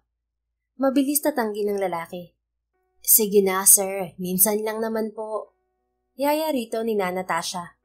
Napakamot sa ulo ang lalaki. Ang hirap niyo namang tanggihan, Nana Tasha. Yes, kakanta na si sir. Nagsigawan ng lahat nang kunin ni Raven ng mikropono kay Marizal. Sandaling naglapat ang kanilang mga kamay dahilan para kumabog ng mabilis ang dibdib ng dalaga. Sa pagdaan kasi ng araw, may kakaibang damdaming pilit na itinatago si Marizal para sa lalaki. Hindi naman talaga mahirap magustuhan ng amo niya. Maalaga ito at maalalahanin kahit madalas silang nagtatalo. Kung ako ang may-ari ng mundo, ibibigay ang lahat ng gusto mo. Araw-araw pasisikatin ang araw.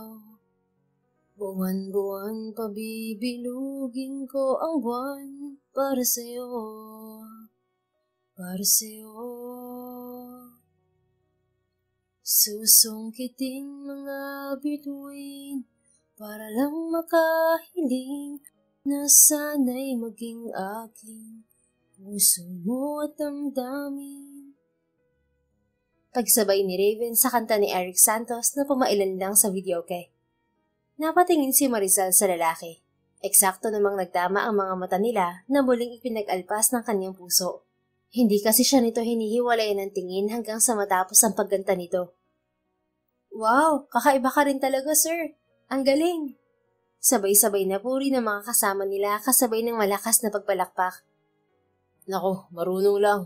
Sige, tiwanan ko na kayo rito. Magsaya kayo pero wag pakalasing. Paalam nito sabay utos sa driver na ibili ng beer ang grupo. Sige sir, salamat din ho sa pagpapaunlak. Congrats po ulit at nakakalakad na kayong muli. Wika ni Natasha dito. Hinabol pa ng tingin ni Marizal ang papalayong lalaki. Nang mawala ito, napabuntong hininga siya. Para ding nawalan na siya ng gana na makisaya sa mga kasama. Pinalipas niya muna 3 oras bago nagpaalam sa mga ito na papasok na sa loob ng bahay. Bukod kasi sa gabi na, tinatalaban na rin siya ng mga ininom nila.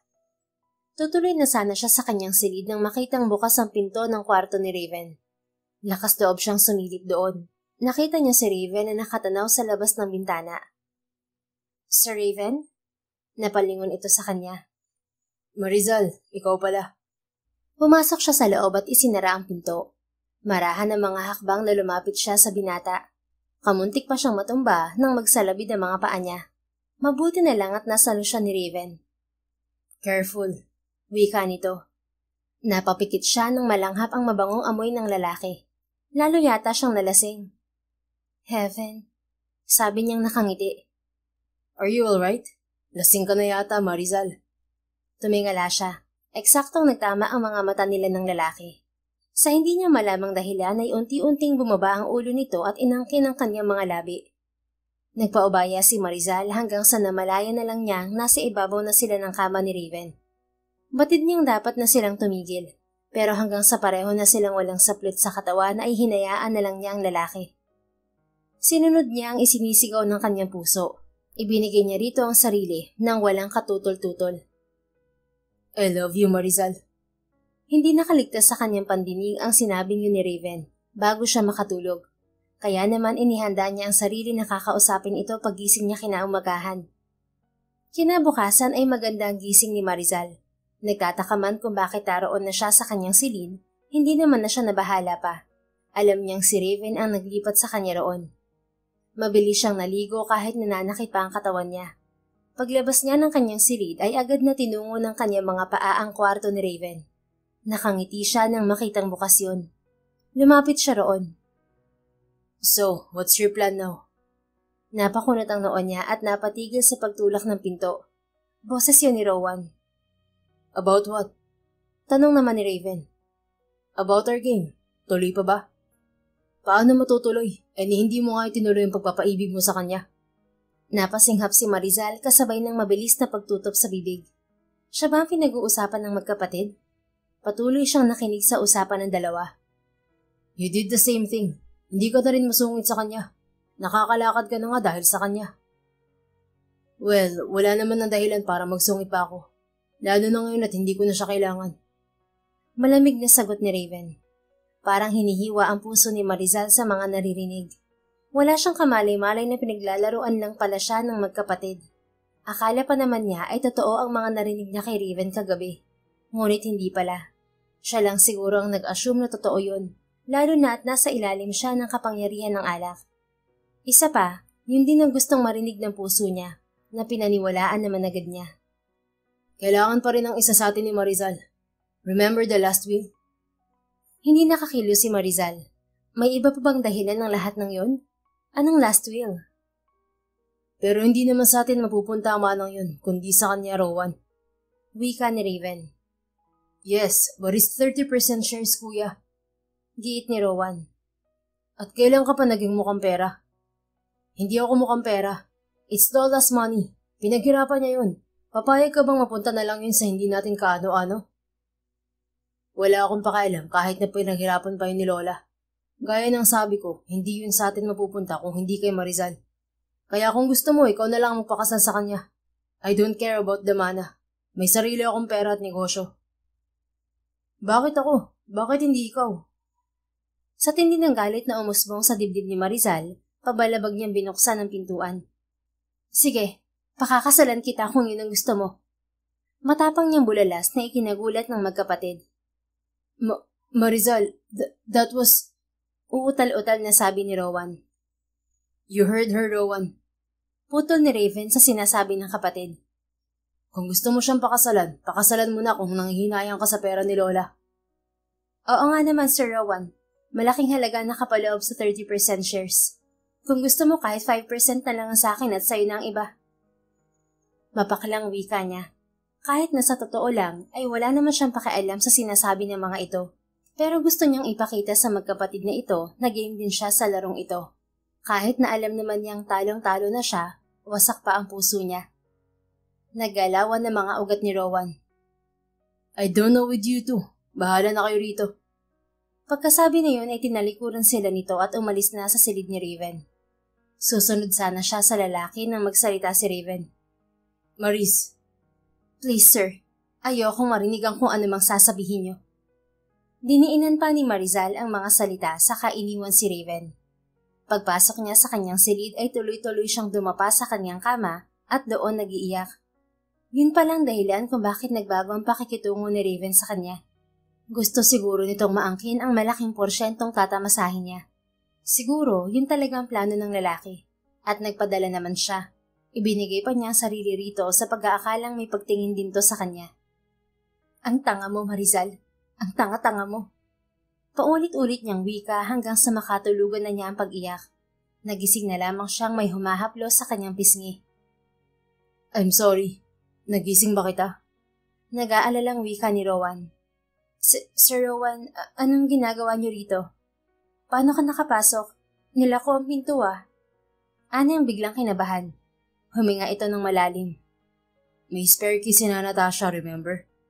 Gusto mo ba talagang pakasalan ako? Tanong nito. Hindi agad siya nakasagot. Naroon na ang pag-aalinlangan sa puso niya, lalo na at wala naman siyang pagtingin sa lalaki.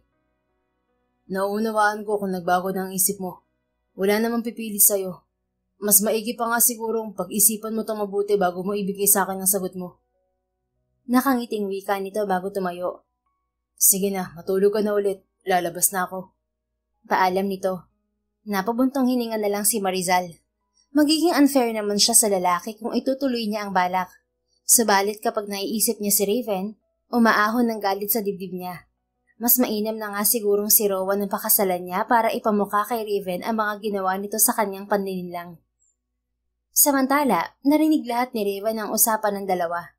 Mabilis lang siyang tumalilis kaya hindi siya nakita ng kapatid paglabas nito. Ang totoo, nagagalit siya sa sarili. Hindi niya gustong mapunta si Marizal sa kapatid, lalo na't may nangyari na sa kanila at siya ang nakauna dito. Pero nasaktan na niya si Marizal kahit na gustong-gusto niyang bawiin ang lahat ng sinabi niya. Wala naman siyang pakialam sa 30% shares, pero nainis siya nang banggitin yun ng kapatid. Hindi naman niya inakalang maririnig sila ng babae. At ang mas kinaiinis pa niya, hindi niya akalaing kakagatin ni Rowan ang kanyang sinabi. Nararamdaman na niya noon pa man ang kakaibang ikinikilos ng dalawa, lalo na ni Rowan, pero hindi niya yun binibigyang pansin. Ngayon, sising-sisi siya, ni hindi man lang niya nalaman kung may pagtingin ba sa kanya ang babae o wala. Dapat kasi sana ay kakausapin niya ito kaninang umaga tungkol sa nangyari sa kanila, pero naantala yun ni Rowan. Ang kapatid niyang bukod sa ramdam niyang gustong makuha ang mana ni Marizal, gusto rin ito marahil na maangkin ng dalaga. You're an idiot. Ikaw ang dahilan kung bakit siya tuluyang mawawala sa'yo. Galit niyang wika sa sarili. Kinahaponan ay kinausap ni Marizal si Rowan tungkol sa kasal. Talaga? Pumapayag ka na, Marizal? Opo, Sir Rowan. Hindi na po magbabago ang desisyon ko. Nabigla siya nang yakapin siya nito. Thank you, Marizal. Hindi mo pagsisisihan ang desisyon mong to. At mula ngayon, hindi mo na ako tatawagin, sir. Wika nito. Sige. Tugon niya at ginantihan ito ng yakap. Nakita niya kasi na lumabas ng silid nito si Raven. Alright, let's plan everything. Madali na lang naman ang lahat kapag pagaganahin natin ng pera. Excited nitong wika na hinawakan pa siya sa kamay at iginiya sa sofa. At lahat ng yon, sa sulok ng kanyang mga mata ay sinusundan ni Raven ang tingin. Wala naman siyang pakialam. Galit siya sa lalaki, sa panloloko nito sa kanya. Kung ano man ang iniisip nito, hindi na niya yung dapat pang pagkaabalahan ng panahon. Buo na ang desisyon niyang pakasalan si Rowan kahit na hindi naman ito ang mahal niya. Lumipas ang mga araw at nag-umpisa na sina Marizal at Rowan sa pagpaplano ng kanilang kasal. Panay-tango lang naman ang isinasagot ni Marizal sa lalaki sa tuwing hihingi nito ang opinyon niya. Hindi siya masaya sa kasal na magaganap. Halos isang buwang mahigit lang ang ginawa nilang preparasyon. Hindi na rin yung tinanggihan ni na Mr. at Mrs. Park. dahil alam niyang mamanahin talaga niya ang target ng mga ito.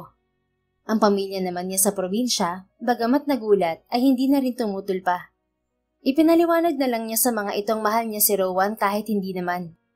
Gabi bago ang araw ng kasal nila ni Rowan ay hindi napigilang uminom ni Marizal. Mag-isa siya sa madilim na parte ng gazebo. Halo-halong damdamin ang nadarama niya. Bukas, ganap na siyang magiging parte ng pamilya park, pero hindi sa lalaking kanyang tunay na iniibig. Tama lang to. Tama lang ang gagawin ko. Total, wala naman talagang pagtingin sa akin si Raven.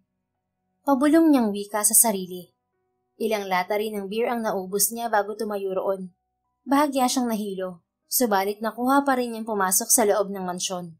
Sa likod siya dumaan para hindi siya makita ng kahit na sino. Tuloy-tuloy si Marizal na pumasok sa kanyang kwarto, para lang magulat nang may yumakap sa kanya mula sa kanyang likuran. Don't marry Rowan, please. Pakiusap ng tinig na yun sa kanya.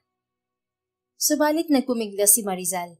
Hinarap niya ang taong naroon na walang iba kundi si Raven, at isang malakas na sampal ang iginawad niya rito. Sino ka para pigilan ako sa desisyon ko? Tapang-tapangan niyang tanong, pero sa loob ay gusto na niyang pumalahaw ng iyak. Wala. Pero mahal na mahal kita, Marizal. Mahal na mahal.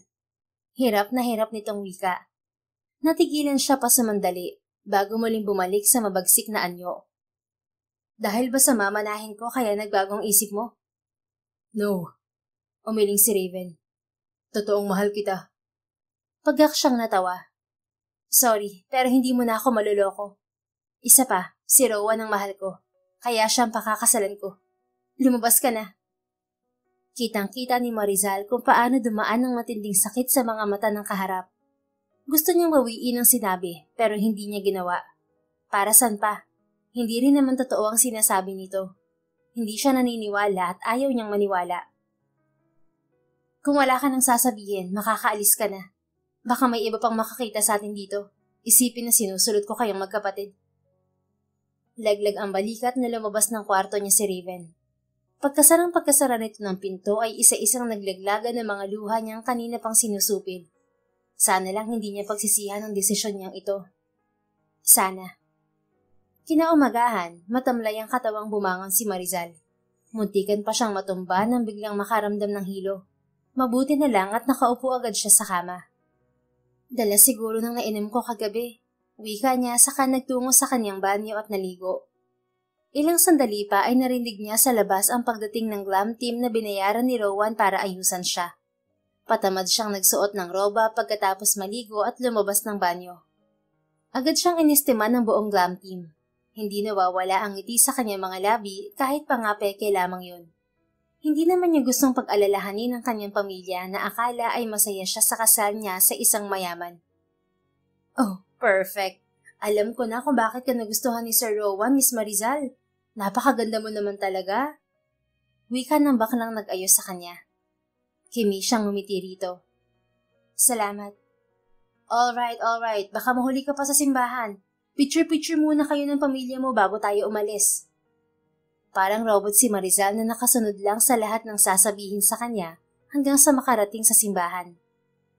Lord, bigyan niyo po ako ng sign kung tama po ba ang gagawin kong to. Dasal niya habang nasa loob pa ng sasakyan at inaantay na matapos ang entourage nila ni Rowan na nagmarcha papasok ng simbahan. Pagtingin niya sa tinted na bintana, nakita niya si Attorney Wennard at Raven na seryosong magkausap. Napakunot ang noo niya. Ang alam niya, si Raven ang best man. Pero bakit kausap nito si Attorney? Dahil ba sa makukuha niyang mana? Gusto ba nitong pigilan ng kasal? Naiinis na siya sa laro ng magkapatid. Nanikip ang kanyang dibdib. Pakiramdam niya anumang sandali ay babagsak ang kanyang mga luha. Gumawi ang mga mata ni Raven sa sinasakyan niya. Kalungkutan ang nababasa niya sa mga mata nito. Lakip ang pagsisisi. Bababa na sana siya subalit naunahan siya nang kumatok sa pinto ng kotse. You're next. Nakangiting wika ng wedding coordinator. Walang nagawa si Marizal kung hindi ang sumunod dito. Nang lingunin niya ang kinatatayuan ni na Raven at Attorney kanina, wala na roon ang dalawa. Napabuntong hininga siya. Lord, yun na po bang sign mo? Ano po bang ibig sabihin yun? Nalilito na po ako. Parang sirang wika niya sa sarili habang mag-isang nakatayo sa likod ng malaking pintuan ng simbahan. Nang pumaalan lang ang intro ng kanta ni Regine Velasquez na Ikaw, dahan-dahang bumukas ang pinto ng simbahan. Ang kabog ng kanyang dibdib ay hindi niya maipaliwanag. Sa hudyat ng wedding coordinator ay nag-umpisa siyang maglakad patungo sa unahan ng simbahan. Lahat ng naroon ay masayang nakangiti, lalong higit ang kanyang mga magulang at kapatid. Nang dumako ang tingin niya sa unahan, naroon na si Raven, katabi ni Rowan. Malalarawan ng matinding kalungkutan sa mga mata. Kaya naman lalong lumakas ang kabog ng dibdib niya. Lalo na nang tingnan niya si Rowan na may kakaibang ngiti sa mga labi. "You're so beautiful." Wika nito nang makarating siya sa tabi nito at abutin ang kanyang palad mula sa kanyang mga magulang. Ngumiti siya dito. "Salamat." Inalalayan siya ni Rowan patungo sa harap ng altar. Kita pa niya kung paano siya hinabol ni Raven ang tingin. "Mga kapatid, naririto po tayong lahat ngayon para sa pag-iisang dibdib ni Naro." Natigil ang pari sa pagsasalita nito nang magtaas ng kamay si Rowan. "May sasabihin ka ba, iho?" "Opo, Father. May sasabihin po ako. Yun ay kung maaari lang naman." Anong ginagawa mo?" Nagtatakang tanong ni Marizal sa lalaki. "Basta." Ngumiti ito sa kanya. "Importante ba?" Tanong muli ng pare. "Opo, Father. Ayaw ko pong masira ang araw na to para sa 2 taong pinakamamahal ko ng husto. Kung ganon, sabihin mo na ang dapat mong sabihin habang may oras ka pa." Tumango naman si Rowan at kinuha ang mikropono sa kamay ng pare. Humarap ito sa mga bisitang naroroon. "Pagpasensyahan na po ninyo ako." Simula nitong sabi sa mga magulang ni Marizal. "Alam ko po kung gaano kayo kasaya at hindi ko po yung gustong ipagkait sa inyo. Kaya naman para mas lalo pang maging masaya ang anak nyo, ang bride natin, ipinapaubaya ko na po siya sa kapatid ko." Tumingin naman ito kay Raven na halatang nagulat kagaya ng lahat ng naroon. Nagumpisa ng lumikha ng bulong-bulungan ang pag-aantalang yun ni Rowan sa kanilang kasal, kahit siya ay hindi agad nakapagsalita. "I'm sorry, Father and Lord, but my brother is a big idiot. Hindi niya alam na ang ginagawa ko noon pa man ay para malaman niya ang tunay niyang nararamdaman." Rowan, nauutal na sambit ni Marizal. Hindi niya alam kung anong sinasabi nito. "Marizal, all this time I've been making my brother jealous. May hinala na ako na ibang nararamdaman niya sa'yo noong una pa lang."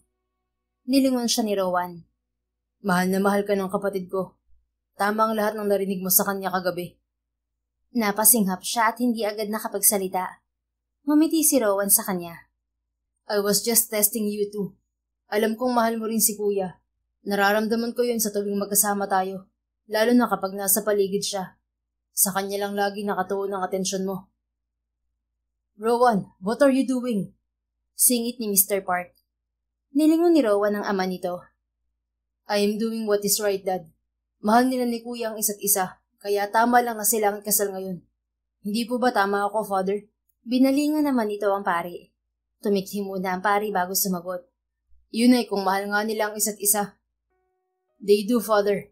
Kita niyo naman ang itsura ni Kuya ngayon. Para na siyang iiyak. Baka nga mamaya magwala na yun sa sobrang selos." Nilingon muli ni Rowan si Raven. Tiningnan din ni Marizal ang lalaki. Nangingilid na nga ang mga luha nito.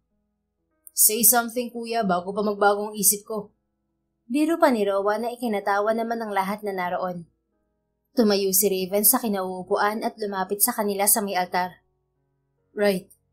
Sagot nitong titig na titig kay Marizal. "I love you, Marizal. Totoo lahat ng sinabi ko sa iyo kagabi. I'm sorry kung hindi ko agad sinabi. I'm sorry kung nasaktan kita. Please forgive me." "See, Father? They're in love." Sabi ni Rowan sa pare. Nakangising tiningnan pa nito si Marizal. Nangilid ang mga luha ng babae hanggang sa tuluyan ng malaglag ang mga yon. Parang puputok ang dibdib niya sa lakas ng tibok na yon. I don't know what to say." Sabi niyang litong-lito. "You just have to say yes to me, my love." Wika ni Raven na naiiyak na. "At kung nga iniisip mo ay ang mga sinabi mo sa akin kagabi, wag. Kinalimutan ko na yun dahil mahal kita. Ako ang mas malaki ang kasalanan sa'yo." Raven? "Please, Marizal." Nakikiusap nitong wika sabay buntong hininga. I know I hurt you with my words and God knows how I regret it. Hindi naman talaga yun ang intention kong gawin. Naiinis lang talaga ako kay Rowan. Pero ang totoo, kakausapin na kita at sasabihin ko na sa'yo ang totoo kong nararamdaman. Yan ang hirap sa'yo, kuya. Reklamo ni Rowan. I did all those things because I want you to tell her your true feelings. Gusto lang kitang gisingin sa katotohanan because I could see that you're happy being with her. You are you, just like before. Katwiran pa ni Rowan. Natawa si Raven. So, this is all misunderstandings? Hindi naman napigilang hampasin ni Marizal ang magkapatid. Pwede ba naman sa harap ng simbahan paglalaroan pa ninyo akong dalawa? No. Sabay na tugon ng mga ito. We're not. Depensa ni Raven. Na-misinterpret ko lang ang mabuting intensyon ng kapatid ko. At tungkol sa mamanahin mo, wala naman sa akin yun dahil marami na rin akong pera. Kaya kitang buhayin at ang magiging mga anak natin, kahit na wala tayong mana mula kay Lola, my love. Wala rin akong pakialam sa mana na yun. Gusto ko lang i-push si kuya para mawala ang katorpehan niya, pero iba ang nangyari. Singit naman ni Rowan. Pwede ba, Rowan, umalis ka na riyan? Pwesto ko yan. Sabat ka ng sabat kanina pa. Saway ni Raven sa kapatid. Nagpapaliwanag lang naman, kuya. Ewan ko sa inyong dalawa. Nakaingos na sabi ni Marizal at pilit itinatago ang saya at kilig na nadarama. Bigla ay nabura ang galit niya kay Raven. So, are you willing to marry me, my love? Madamdaming tanong ni Raven sa kanya. Nasa mga mata nito ang pag-asam. Tumingin ang babae sa lahat ng naroroon sa simbahan, pati na sa pamilya niyang hindi na yata mawawala ang malapad ng ngiti sa mga labi. Pagkatapos, binalingan niya ang pare. Kung anong sasabihin ng puso mo, yun ang sundin mo, iha. Wika ni Father na mukhang nakuha ang nais niyang itanong dito. Matagal siyang nag-isip. Dama niya ang matinding antisipasyon sa paligid. Kahit yata ang dalawang lalaking kaharap niya ay hindi na halos humihinga sa kahihintay sa sagot niya. Marizal? Untag sa kanya ng pare. Opo, Father. I will marry Raven Park. Malakas na nagsigawan ng mga tao sa loob ng simbahan. Kahit ang pari ay nakahinga rin ng maluwag at abot tenga ang ngiti. Alright, ikaw na dito, kuya. Ani Rowan sa kapatid. Pumuesto naman si Raven sa tabi niya. Father, basbasan niyo na silang dalawa at baka makaurong pa ang bride. To follow na lamang ang documents nila. Nakangising baling ito sa pari na iiling-iling na natatawa na lamang. I love you. Bulong ni Raven kay Marizal habang nag-uumpisa na muli ang pari sa seremonya ng kasal. Ngunit sa pagkakataong yon, kasal na nila ni Raven ang ino-officiate nito. I love you too. At pinapatawad na kita, Raven. Kalimutan na natin ang lahat at magsimula sa tama. Ganting bulong ni Marizal dito. Thank you, my love. Don't worry, I'll make it up to you. Magpapakasal din tayong muli. Nalaki ang kanyang mga mata at palihim itong kinurot nang bigla siyang maduwal. Napatigil tuloy ang pari sa pagsasalita nito. Kahit si Raven ay nag-aalalang nakatingin sa kanya. Are you alright? May masakit ba sa'yo? Ano yun? Sunod-sunod nitong tanong. Pinakiramdaman niya muna ang sarili saka malapad ng umiti at tumingkayad. Buntis yata ako. Bulong niya rito. Talaga? Nanlalaki ang mga matang bulalas nito.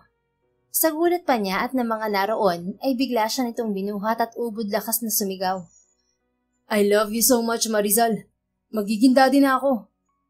Natatawang hinampas niya ito sa balikat. Ibinaba naman siya ni Raven. Behave, okay? Saway niya rito. Masama na ang tingin ni Father. Kanina pa kayong magkapatid nagpapasaway. Tumango ito at tiningnan ng pare. Okay na po, Father. Happy lang. Tuloy na po ulit tayo. Ay, kapag in love nga naman. Naiiling na bulong ng pare. Pagkatapos ng kasal ay opisyal nang inanunsyo ng pare na mag-asawa na sila ni Raven. Sinelyohan naman ni Raven nang makaubos siningang halik ang mga labi ni Marizal. Hindi naman magkamayaw ang mga tao sa pagsigaw. Lahat ay natutuwa sa magandang kinahinatnan ng lahat ng nangyari sa loob ng simbahan. Siguro, ganoon talaga kapag mahal mo ang isang tao. Kahit na anong galit, kayang-kaya yung pawiin kung tunay ang pag-ibig. Mabubura din lahat ng iniwang sakit at ang mananaig na lang sa dibdib ay pawang kasiyahan at wagas na pagmamahal. Sa kasalukuyan ay masayang nagsasama si Marizal at Raven kasama ang kanilang anak na babae. Kahit ayaw mang tanggapin ni Marizal ang pamana ni Chairwoman, tinanggap na rin niya pero isinalin niya sa pangalan ng kanilang anak. Masaya na siya sa pagmamahal na ibinibigay ni Raven sa kanya na hindi kayang tumbasan ng salapi. The End. Kung nagustuhan mo ang istoryang ito, please don't forget to like, comment, and share it with your friends. Your support really makes a difference. Thank you and see you sa ating next story. Keep safe and be blessed.